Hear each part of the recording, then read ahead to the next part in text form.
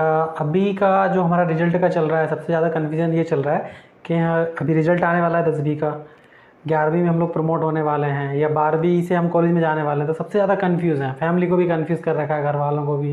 दुनिया भर में सजेशन लेते फिर रहे हैं, क्या सब्जेक्ट लें, क्या करें, बहुत ज़्यादा कन्फ्यूज़न चल रहा है। तो सबको क्लियर करने के लिए मैंने सोचा कि मैं आप लोगों के लिए एक पूरा के पूरा वो लेके आता हूँ, एक परिचय हो जाए आपका सभी सब्जेक्टों से कि आप आर्ट्स में क्या कर सकते हैं, कॉमर्स में क्या कर सकते हैं, बायोलॉजी में क्या स्कोप है या मैथ्स में क्या स्कोप है। तो उन सब पे ही हम चर्चा करेंगे और उससे आपका कन्फ्यूजन क्लियर होगा। नहीं तो होता है क्या है कि आप 2 दिन कॉमर्स में बैठ लिए, तीसरे दिन आपको आर्ट्स में आना है, चौथे दिन आपके लिए नहीं मैं तो बायोलॉजी लूँगा, इस क्लास से उस क्लास भगते फिरते हैं। तो इस तरह की स्थिति ना बने और उन सबको हम अच्छे से हैंडल कर सकें, क्योंकि अभी सबसे बड़ी दिक्कत यही होती है जब हम 14 से लेके 13-14 साल की एज में होते हैं और हमें समझ में ही नहीं आता कि करना क्या है।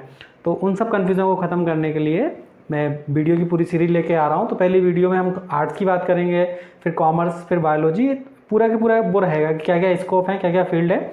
तो पहली वीडियो हमारी आप देखें, उसके बाद में नेक्स्ट सारी वीडियो आपको मिलती रहेंगी समय पर।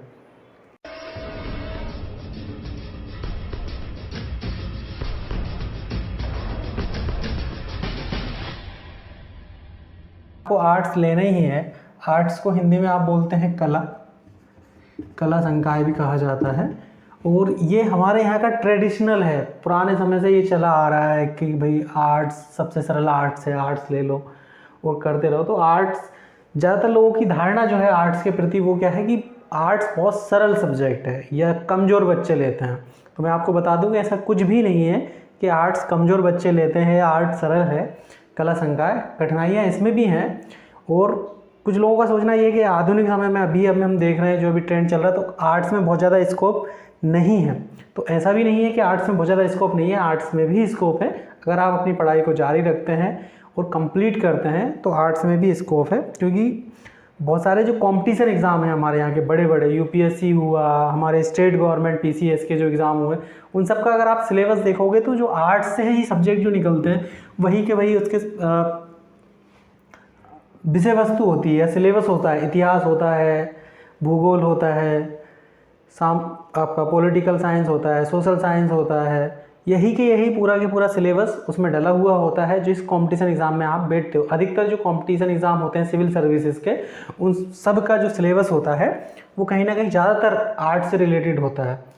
तो अगर आप कक्षा 11वीं के विद्यार्थी हैं जो अभी 10वीं पास हुए हैं और आप सोच रहे हैं कि आपको आर्ट्स लेना चाहिए, तो आपको कुछ चीज़ों का ध्यान रखना है उसमें। और ऐसे अगर आप कॉलेज में जाने वाले हैं, 12th आपने कर लिया है, अब आपका चल रहा है कि हमें सब्जेक्ट चेंज करना है या किसी तरह का कोई कन्फ्यूज़न है, तो उसी पे हम बात करते हैं। तो आर्ट्स में क्या क्या हम कर सकते हैं, चलिए शुरू करते हैं। आर्ट्स लेने के लिए सबसे पहला जो बेस रहेगा आपका वो रहेगा कक्षा 11वीं। 11वीं ये डिसाइड करेगा कि आप कहाँ जाएंगे, क्योंकि हम देखते हैं 9वीं से 10th तक हम जो पढ़ते हैं वो 5 सब्जेक्ट हमारे मुख्य होते हैं, सभी के सभी पढ़ना है हमें। हिंदी भी पढ़ना है, इंग्लिश भी पढ़ना है, सोशल भी पढ़ना है, विज्ञान भी पढ़ना है, अंग्रेजी भी पढ़ना है और गणित भी पढ़ना है। तो हम सारे सब्जेक्टों को लेके यहाँ पे चलते हैं, 6 सब्जेक्ट को लेके। लेकिन 11वीं से हमारा संकाय डिसाइड होता है या हमारा फ्यूचर डिसाइड होता है कि हमें आगे क्या क्या करना है। वो इसी चीज़ को हम लेके चलते हैं जो हमारे जीवन में आगे बढ़ती है। तो यहाँ आप अगर 11वीं में हैं और यहाँ जिस विद्यालय में अगर आर्ट्स ले रहे हैं, तो यहाँ आपके विषय मुख्य रूप से जो रहते हैं किसी भी स्कूल में वो रहता है इतिहास, उसके साथ ही आपका राजनीति विज्ञान हो सकता है,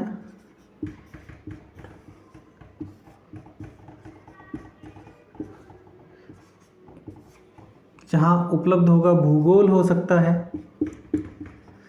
कहीं कहीं पे क्या होता है, या तो पॉलिटिकल होता है तो भूगोल नहीं होता है, या इतिहास होता है तो भूगोल नहीं होता, छट जाता है। कहीं कहीं पे आपको अर्थशास्त्र भी मिलेगा। अब अर्थशास्त्र का फंडा ये है कि अर्थशास्त्र एक ऐसा विषय है, अभी ये कॉमर्स में भी चलता है और आर्ट्स में भी, अभी दोनों को मिला के एक कर दिया है। पहले कॉमर्स में क्या व्यावसायिक अर्थशास्त्र चलता था, कॉमर्स के आप स्टूडेंट हैं तो आप उसमें व्यावसायिक अर्थशास्त्र लेते थे और आर्ट्स में आप अर्थशास्त्र लेते थे, लेकिन लगभग सिलेबस सेम था। तो अभी एमपी गवर्नमेंट ने क्या किया है कि दोनों का सिलेबस एक करके उसको एक ही विषय मान लिया, व्यावसायिक अर्थशास्त्र को और अर्थशास्त्र को। तो ये मुख्य रूप से किसी भी स्कूल में ये सब्जेक्ट उपलब्ध होते हैं कला संकाय में, और आपको इन्हीं में से किन्हीं 3 विषय को लेना पड़ता है। इतिहास ले सकते हैं, राजनीति ले सकते हैं, भूगोल 3 मुख्य रहेंगे, बाकी 2 आपका हिंदी इंग्लिश तो रहेगा ही 12th में या 11th में। उनको लेके आपको अपनी पढ़ाई करनी होती है कक्षा 12वीं तक। 2 क्लासें आपकी इन सब्जेक्टों के साथ में हो जाएगी और फिर आपको बढ़ना पड़ेगा आगे। अब आगे आप क्या कर सकते हैं, ये तो हो गया यहाँ का आपका स्कूल लाइफ का कि कक्षा 11वीं 12वीं में आपने क्या सब्जेक्ट लिया, उसको लेके आपने 12th किया, उसके बाद क्या करना है। तो उसके बाद दोस्तों अगर आपको आर्ट्स में आगे बढ़ना है तो आपको करना पड़ेगा BA, जो आपका ये रहेगा UG, जिसको हम अंडर ग्रेजुएट बोलते हैं। UG जो आपका स्नातक जिसको कहा जाता है हिंदी में, स्नातक में आपको BA लेना पड़ेगा। यही तीनों सब्जेक्ट आपके कॉलेज में भी रह जाएंगे अगर आपको उपलब्ध होंगे। तो इन तीनों सब्जेक्टों से जो आपका 11th 12th में था उन्हीं को आप आगे बढ़ा सकते हैं। कॉलेज में शायद इनमें से कोई एक सब्जेक्ट ना हो तो आप चेंज करके दूसरा सब्जेक्ट भी ले सकते हैं साथ में, और हिंदी इंग्लिश जो रहेंगे फिर वो आपके फाउंडेशन में आ जाएंगे। वहाँ पे मुख्य विषय हिंदी इंग्लिश ना रहते हुए आपके फाउंडेशन में आ जाएंगे। यहाँ आप BA में एक चीज़ और हो जाती है कि आप कोई एक साहित्य ले सकते हैं इन विषय में से। आपको जैसे आपने 11th 12th किया, कोई विषय कठिन लग रहा है तो आप यहाँ पे साहित्य के रूप में हिंदी साहित्य ले सकते हैं, जो आपको आगे बहुत मदद करेगा। या अंग्रेजी साहित्य ले सकते हैं आप, वर्तमान समय के हिसाब से अगर देखा जाए तो अंग्रेजी साहित्य इसमें ऐड कर सकते हैं। संस्कृत आपका अच्छा है तो आप संस्कृत को ऐड कर सकते हैं। 2 विषय मुख्य रह जाएंगे। फाउंडेशन हिंदी, फाउंडेशन अंग्रेजी अलग रहेगी। साहित्य के रूप में, लिटरेचर के रूप में आप हिंदी, अंग्रेजी, संस्कृत जो भी आप लेना चाहें ले सकते हैं। लेकिन ज़्यादातर स्टूडेंट हिंदी या अंग्रेजी लेते हैं जिनका थोड़ा सा अंग्रेजी के प्रति रुझान है, या जिनको MA इंग्लिश करना है इन फ्यूचर, या इंग्लिश से कुछ आगे पढ़ाई करनी है, तो वो इस यहाँ पे इंग्लिश लिटरेचर ले लेते हैं। इससे में आपका कितना समय लगेगा BA में आपको 3 वर्ष का समय लगेगा और आपका BA bachelor of arts complete हो जाएगा। इसके बाद भी अब कुछ बच्चों को दिक्कत क्या आती है कि इतना समय हो गया, 2 साल यहाँ, 3 साल यहाँ, 5 वर्ष का समय मिल चुका, एज भी अच्छी खासी हो चली, तो सबसे बड़ी समस्या आती है जॉब की।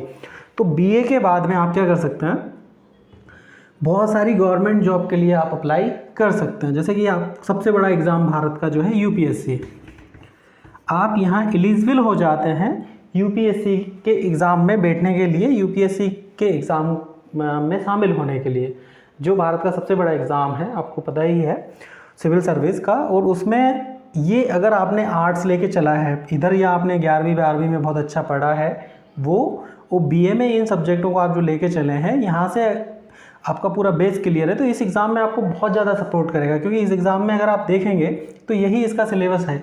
इतिहास आता है, उसमें राजनीति, भूगोल, अर्थशास्त्र, हिंदी साहित्य आप उसमें ले सकते हैं, उसको ऑप्शनल में ले सकते हैं, अंग्रेजी साहित्य को ऑप्शनल में ले सकते हैं, अन्य सब्जेक्टों को आप ऑप्शनल में लेके इस एग्ज़ाम को निकाल सकते हैं। स्टेट PCS होता है, जैसे हम मध्य प्रदेश से हैं तो मध्य प्रदेश में होता है MPPSC का जो एग्ज़ाम हमारा होता है उसको हम यहाँ दे सकते हैं, जिसमें पोस्टें हमारी निकलती हैं डिप्टी कलेक्टर से लेके नीचे तक की जो पोस्टें आती, नायब तहसीलदार तक की या आबकारी निरीक्षक तक की, वहाँ तक हम इसमें सम्मिलित हो सकते हैं। तो ये सबसे बढ़िया मौका हमारे यहाँ पास होता है कि हम यहाँ पे कक्षा 11वीं में आर्ट्स संकाय लें, उसके बाद में हम चलें तो 12th भी उसी से करें, उसके बाद में BA करें सीधा बैचलर ऑफ आर्ट्स, और उसको कंप्लीट करने के बाद हम किसी भी कंपटीशन एग्जाम में बैठ के शामिल हो सकते हैं। दूसरी दिक्कत, हम लोग कुछ कंफ्यूज होते हैं कि हम पुलिस भर्ती में एलिजिबल होंगे कि नहीं होंगे, या अन्य जो एग्ज़ाम होते हैं उसमें। तो आप इसमें जैसे MP पुलिस है, MP पुलिस के लिए आप पात्र हो, MP SI के लिए आप पात्र हो। ग्रेजुएशन के बाद में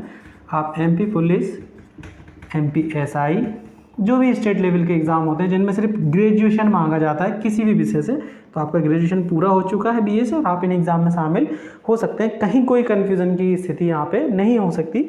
बैंक में जो जॉब्स निकलती हैं, बैंक की जॉब में भी जनरली ग्रेजुएशन मांगा जाता है, और उसके साथ में वो आपको बोलते हैं, उनका खुद का कंपटीशन एग्ज़ाम होता है। आपका ये बेस है, उसके बाद में आपको उनके कंपटीशन एग्ज़ाम का जो बैंक का होता है उसमें आपको बैठना है और आप उसको निकाल सकते हैं। MP पुलिस के लिए या MP SI के लिए आपको बैठना पड़ेगा कि हाँ के एग्ज़ाम में। हमारा यहाँ का जो MP का एग्ज़ाम चलता है जिसको लेता है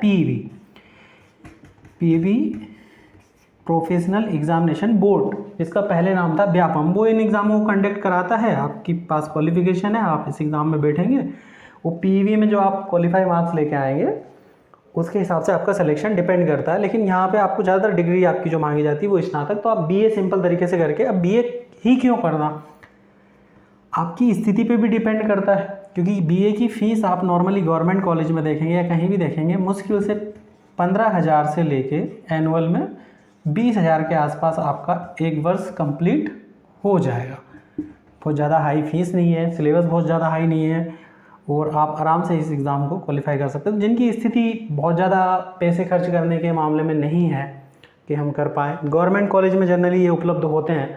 आप जिस भी ज़िले में रह रहे हैं वहाँ के गवर्नमेंट कॉलेज में ये सारे के सारे सब्जेक्ट उपलब्ध होते हैं आसानी से, तो आप आराम से गवर्नमेंट कॉलेज से या प्राइवेट कॉलेज से आप इन डिग्री को कर सकते हैं और शामिल हो सकते हैं।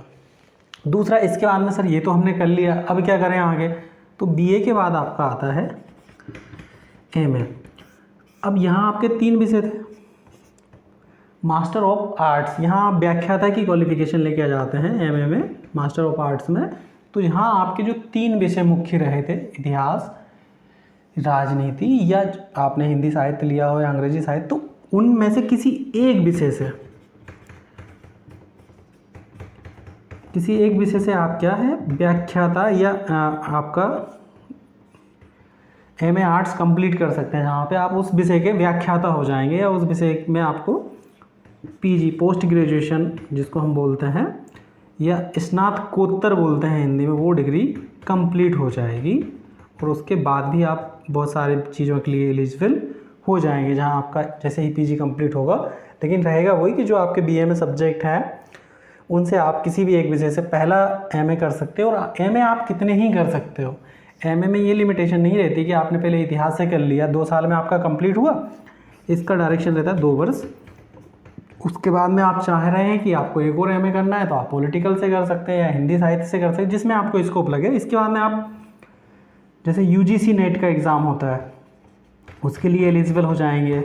अन्य बहुत सारे जॉब्स में पीजी मांगा जाता है उसके लिए आप एलिजिबल हो जाएंगे।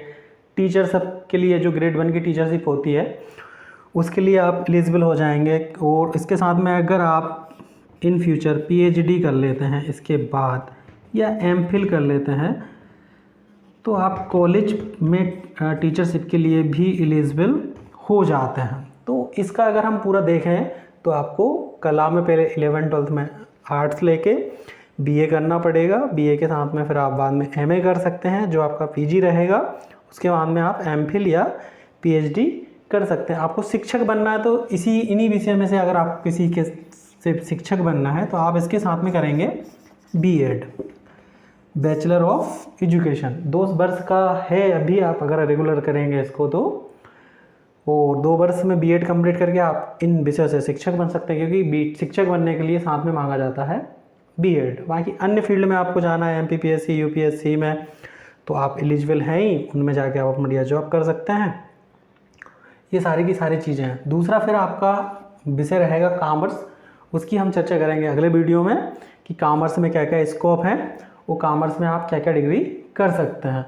तो आर्ट्स में इतना ही था जो आप कर सकते हैं, और ये कोई बहुत ज़्यादा लोग कहते हैं सरल सब्जेक्ट है या इस तरह की चीज़ें, धारणा नहीं होना चाहिए कि इसको हर कोई नहीं करता या कमज़ोर छात्र करते हैं। इसमें भी बड़ा स्कोप है और इन फ्यूचर आप इसमें सफल हो सकते हैं। एक कलेक्टर की पोस्ट तक का सिलेबस आर्ट्स में आता है, तो अगर आप उसको लेके चल रहे हैं तो आपको कितनी हेल्प करेगा वो। इन फ्यूचर आपको कंपटीशन एग्जाम में बैठना ही है तो आपका पहले से ही बेस अगर क्लियर है तो वो आपको बहुत ज़्यादा सपोर्ट करेगा।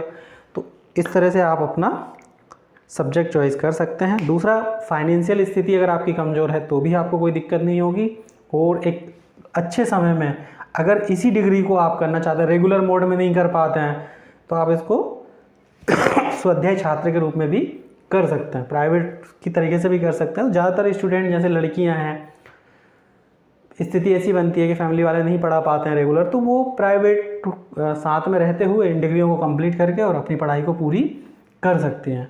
तो इसके लिए इसे ये नहीं समझना कि ये बहुत सरल सब्जेक्ट है, सब्जेक्ट बहुत अच्छा है, इसको आप बहुत अच्छे से तैयार करें और इसमें भी आप गवर्नमेंट जॉब पा सकते हैं।